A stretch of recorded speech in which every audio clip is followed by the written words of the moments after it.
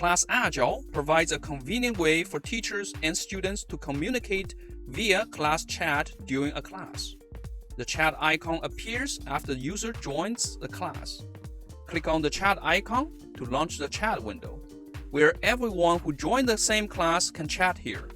The chat window can be closed when needed, and the number of unread chat messages is displayed on the chat icon. The chat icon disappears as the user leaves the class.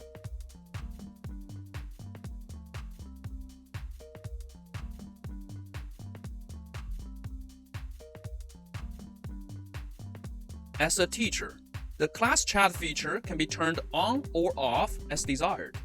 Go to the Class Settings tab of Class Configuration page. The teacher can turn on or off the class chat feature under the Feature Settings section.